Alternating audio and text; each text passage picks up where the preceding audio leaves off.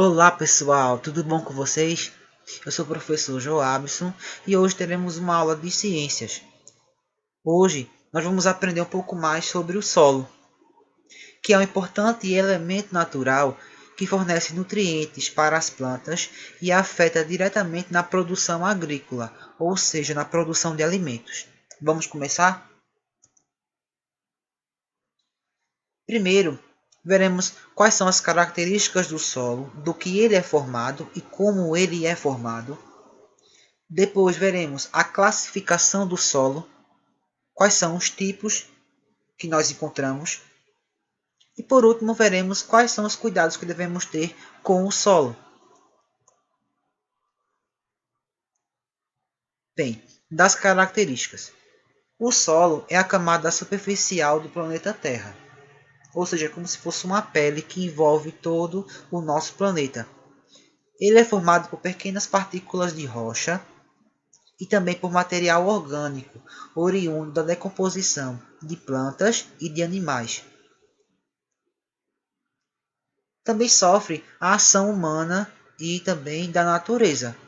Ou seja, o ser humano pode poluir, escavar, enfim, degradar aquela parte do solo e, consequentemente, vai alterar as características dele.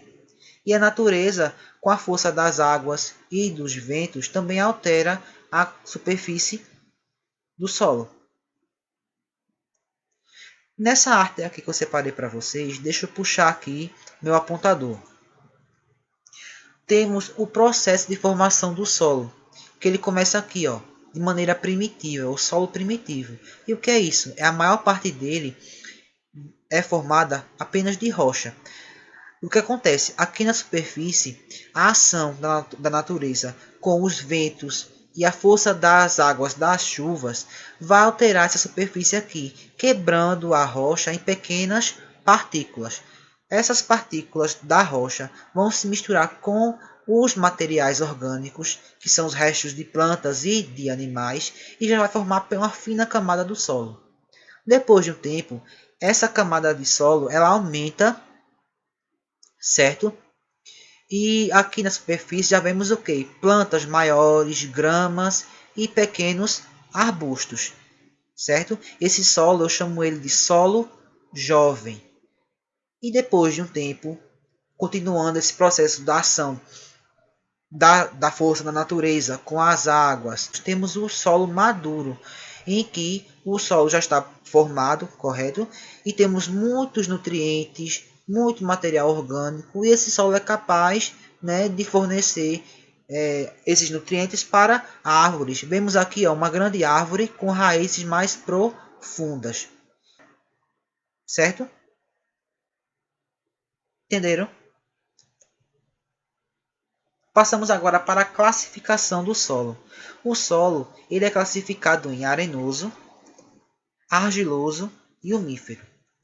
O solo arenoso, como vemos aqui nessa imagem, ele é rico em areia. Ele é bastante permeável. O que é isso? As partículas desse solo, elas são grandes e tem muito espaço entre elas. E por que ele é permeável? Porque ele permite a passagem de água e não absorve aquela água. Por isso também, esse tipo de solo ele é pobre em nutrientes. Ele não vai fornecer os nutrientes suficientes para uma árvore crescer e se desenvolver ali. Então não é indicado para a agricultura esse tipo de solo. O segundo tipo de solo é o argiloso, que é aquela terra que a gente conhece como barro, né? Aquela terra mais avermelhada. O solo argiloso ele é impermeável. O que é isso? A água não é capaz de penetrar rapidamente nesse tipo de solo, porque ele é formado por partículas pequenas e compactas. Então, o espaço para passar a água entre essas partículas é bem menor.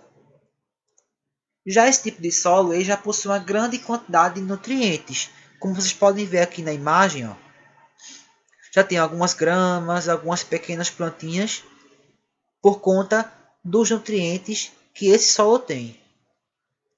E o último tipo de solo que eu vou apresentar para vocês é o solo umífero, que também é conhecido como terra preta. Esse solo ele é rico em material orgânico, porque tem muitos restos de plantas e de animais que morreram na superfície e com o tempo foi se incorporando ao solo.